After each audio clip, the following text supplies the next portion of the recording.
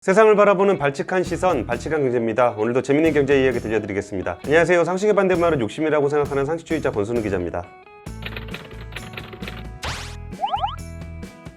오늘은 금호석유 경영권 분쟁 얘기를 좀 해보려고 합니다. 저는 참 평화롭고 아름답고 미래지향적인 얘기를 좋아하는데 자꾸 이런 이슈들이 터져서 취재를 하게 되네요. 사실 이번에 금호석유의 경영권 분쟁이 본격화되기 전에 그 IS동서라는 부산에 있는 건설사가 금호석유 주식을 매입하고 있다는 얘기들이 좀 있었어요. 그래서 이게 경영권 분쟁으로 번지지 않겠냐 그래서 취재를 좀 하고 있었는데, 사실 그 금호석유는 이제 박창구 회장 그쪽 가문의 넷째 아들이죠. 박창구 회장이 금호석유의 최대 주주인 인데 여기가 지분율이 그렇게 높지 않습니다. 전체 지분율이 24%인데 최대 주주 특수관계 포함해서 그 중에 그 박철환 상무라는 분이 10%로 최대 주주예요.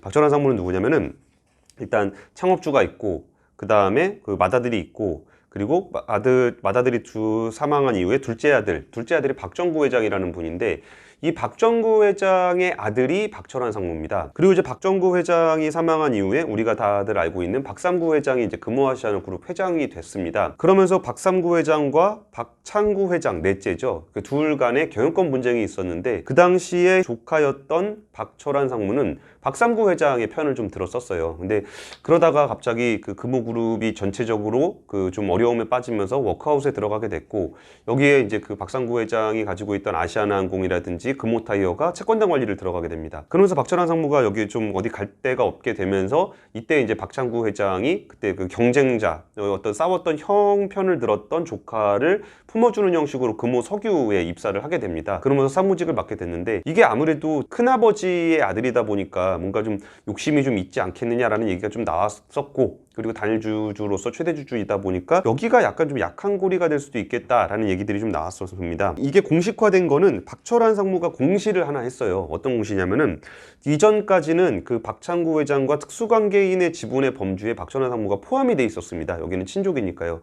근데 박철환 상무가 공시를 하면서 나는 이제 특수관계인이 아니다, 나는 내 개인적으로 대표 주주로서 그 공시를 하겠다라고 이제 밝힌 겁니다. 그러면은 박창구 회장의 지분율이 14%로 줄어들게 되는 거고, 박철환 상무가 10%의 지분을 갖게 되는 거고, 그리고 그 전에 좀 지분 매입을 하고 있었던 IS동서가 박철환 상무에게 뭔가 백기사 역할을 해주지 않겠느냐라는 얘기가 좀 나오고 있었습니다. 근데 여기에 대해서 일단 IS동서 쪽은 자기들이 회사 차원에서 박철환 상무의 어떤 지분을 같이 매입하고 있는 건 아니고, IS동서의 대표이사가 개인적으로 지분을 매입했다라고 얘기를 하고 있고, 그 대표이사는 어떤 뭐 언론과의 인터뷰에서 이거는 경영권 분쟁하고 상관없이 단순 지분 매입이다, 내가 금호석유가 좋을 것 같아서 주식을 산 거다라고 얘기하면서 현재까지는 박철환 상무와의 어떤 관계를 백기사 역할을 하는 것을 부인하고 있습니다. 근데 제가 따로 취재를 해본 루트로는 IS동서의 권민석 대표와 박철환 상무가 친분이 있고, 박철환 상무의 어떤 움직임을 지원하기 위해서 권민석 대표가 지분을 매입한 거다, 이제 이렇게 얘기를 하고 있습니다. 그 박철환 상무 같은 경우는 지금 지분에 대한 특수관계인 범주의 해소를 얘기를 하면서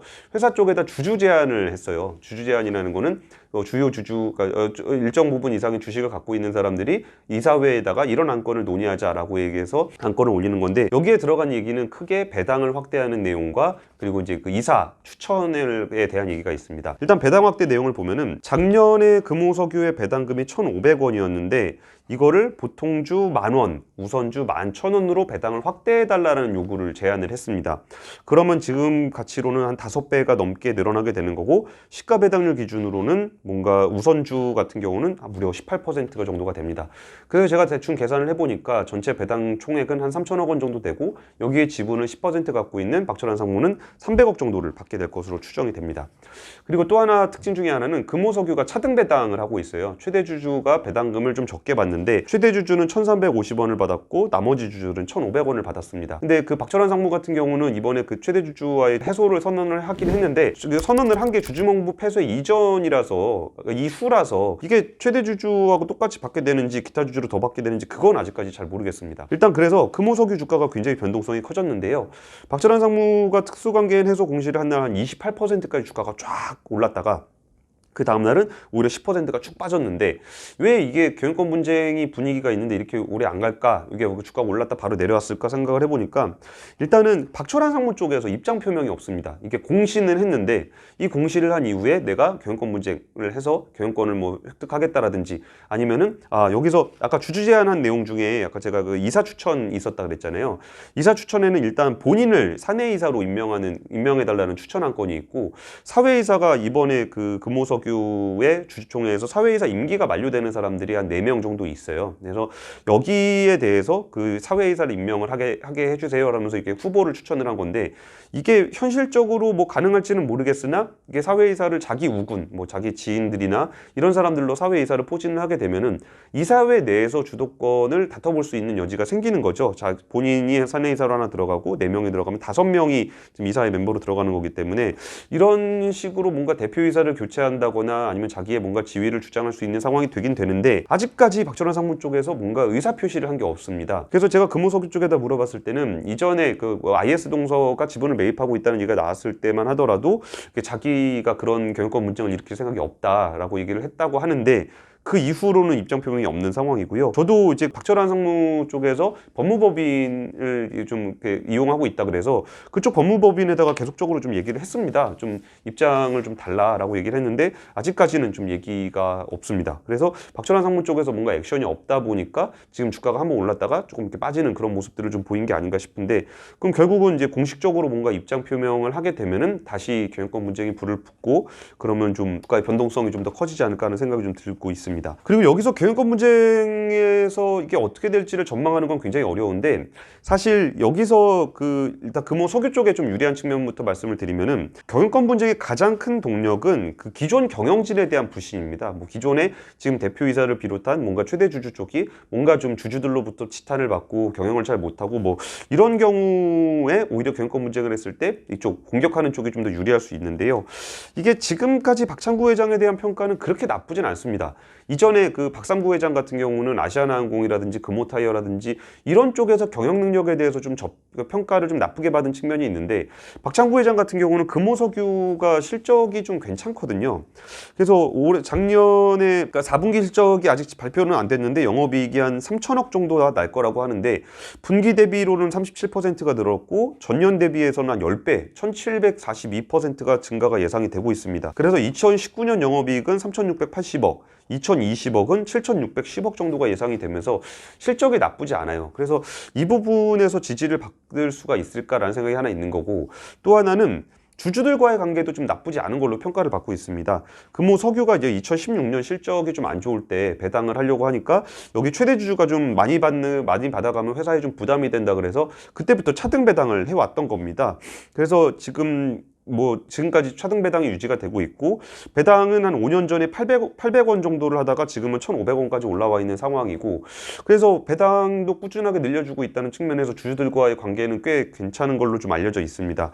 그리고 올해는 실적이 워낙 좋기 때문에 1,500원 배당하는 거 가지고는 조금 그 주주들의 만족시킬 수 없을 것 같다는 생각이 좀 들기는 해요. 이게 실적도 많이 올랐고 주가도 많이 올라갔으니까 실적 대비 배당 성향이라든지 아니면 배당 수익률이 많이 떨어지기 때문에 실적은 좀 올려줘야 된다는 생각이 좀 들긴 드는데 이게 박철환 상무가 제안한 것처럼 10,000원까지 올린다고 하면은 이게 물론 그 단기적인 배당을 선호하는 주주들 입장에서는 이걸 노리고 박철환 상무도 배당을 확대를 좀 제안을 한 거겠죠.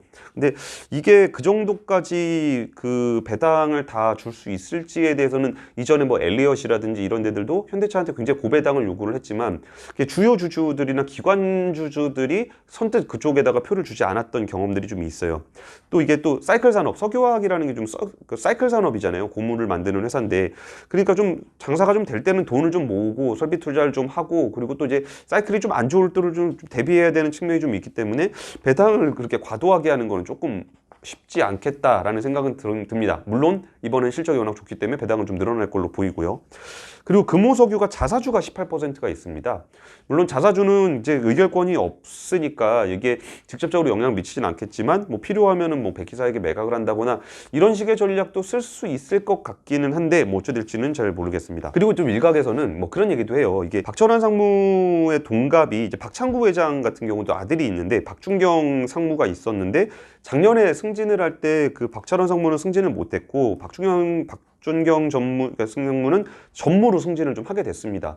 그래서 이게 그 박전환 상무 입장에서는 자기 아버지가 금호그룹 회장이었고 지금은 아버지의 동생들이 지금 경영을 하고 있는 건데 자기가 뭔가 후계 구도에서 완전히 탈락할 수도 있겠다라는 위기감이 이번에 경영권 분쟁을 하게 만들었다라는 좀 얘기들도 좀 있습니다. 그래서 이런 부분에서는 이제 박전환 상무의 어떤 동기가 좀 있을 것 같긴 합니다. 그리고 좀 이게 이번에는 박창구 회장 쪽이 좀 불리한 측면에 대해서 얘기를 해보면은 일단 지분율 자체가 좀 낮아요. 14%를 갖고 있고 박전환 상무는 10%를 갖고 있고 IS 동서가 직접 그 법인으로 주식을 매입한 건 아니고 이제 권민석 대표와 임원 몇 명 그리고 계열사 중에 한 군데가 좀 주식을 매입을 했다라고 좀 들었는데 이거 외에도 IS 동서가 지금 건설회사긴 하지만 뭐 M&A라든지 금융투자 쪽을 굉장히 좀 잘했던 그 경험들이 좀 있습니다. 그러니까 지역 건설을 통해서 벌어들인 돈을 가지고 저 자본 투자를 잘 하면서 거기에 좀 괜찮은 선수들이 많이 포진이 돼 있다고 해요. 그러면은 지금 표면적으로 드러나 있는 박철환 상무나 IS 동서의 권민석 대표나 이 정도가 아니라 더 이렇게 지분 공시를 하지 않는 수준으로 이렇게 뿌려진 이렇게 약간 지분이 분산이 돼 있다면 백기사의 어떤 지분이 분산이 돼 있다면은 실제 표대결을 했을 때 어디서 뭐가 나올지 알 수가 없는 거거든요. 이런 점을 감안을 해보면 지분율 차가 좀 너무 적다. 라는 측면에서 여기서 어떤 식의 전략을 짜고 있는지를 모르겠다는 생각이 좀 들어요. 이게 또 하나의 특징이 박철환 상무 쪽에서 뭔가 입장 표명을 하지 않고 있는 부분들이 어떻게 보면은 소극적인 모습으로 보일 수도 있겠지만 이게 언론 플레이나 어떤 주주들을 설득하는 과정들은 지분율이 좀 부족하고 대의 명분을 쌓을 때 그런 걸 많이 하거든요. 근데 자신들이 뭔가 그러니까 주주의 지분율을 꽤 많이 확보를 한 상황이라면은 굳이 자신들의 정당성을 얘기하지 않더라도 이게 뭐 대놓고 뭐 공개적으로 뭐 주주들을 설득하고 그러지 않더라도 표대결을 한번 해볼 수 있지 않겠느냐라는 그런 전략을 가지고 하고 있다면은 이게 지금 아직까지 보이지 않는 그런 주식들이 굉장히 좀 박철환 상무 쪽에 꽤 많이 모여 있을 것으로 추정해 볼 수도 있는 여지가 있다는 거죠.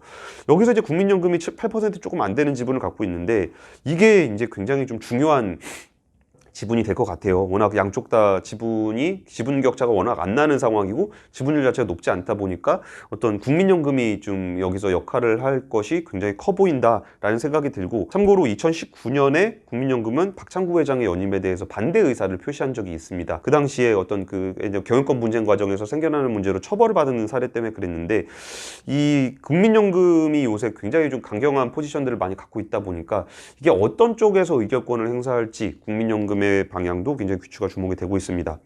그리고 어쨌든 금호석유는 4분기 실적 발표와 함께 박철환 상무의 입장 표명 혹은 아니면 그쪽 백기사들의 어떤 지분율들이 조금씩 공개가 되면서 뭔가 이 경영권 문쟁이 좀 더 세게 붙을 수 있겠다는 생각이 좀 들긴 하는데요. 일단 SK증권 같은 경우는 현재 한진칼의 경영권 문쟁하고 빗대어 볼 때 펀더멘탈과 무관하게 주가 변동성을 보인다. 라는 것들의 가능성이 좀 보인다고 하고 있고요. 그 조현열 삼성증권 애널리스트 같은 경우는 지금이 사상 최대의 영업이익을 나고 있는 구간에서 벌어진 경영권 분쟁이기 때문에 이런 부분에서 주주가치 극대화에 대한 목소리가 나올 수 있다. 예를 들면은 이게 그 박철환 상무가 그 주장했던 한 10,000원까지는 아니더라도 지금 1,500원 하고 있는 주식의 배당을 조금 더 확대할 수 있는 여지가 있기 때문에 주주 환원의 폭이 좀 커지는 측면에서 주주가치 극대화가 이루어질 수 있다라고 하고 있어서 첫 번째 표대결이 일어나는 오는 3월까지는 주가 모멘텀이 이어질 것으로 보인다고 삼성증권은 전망을 하고 있습니다. 지금까지는 뭐 특별히 경쟁 구도는 나왔는데 일단 공격하는 쪽에서 아직 입장 표명이 없고 거기에 어떤 선수 구성이 어떻게 되어 있는지가 공개되기 별로 없기 때문에 오늘은 이 정도까지 전달을 좀 드리도록 하고요. 그리고 이제 그 앞으로 금호석유의 주가가 변동성을 지금까지는 한번 올라갔다 내려온 정도로 보이고 있지만 뭔가 입장 표명과 실적 발표를 시점 그리고 주주 환원에 대한 기대감으로 좀 변동성을 좀 보이게 되지 않을까라고 좀 전망을 해보고 있습니다. 지금까지 금호석유 얘기해봤습니다. 경영권 문쟁 상황 앞으로도 전달해드리도록 하겠습니다. 지금까지 발제강경제였습니다. 감사합니다.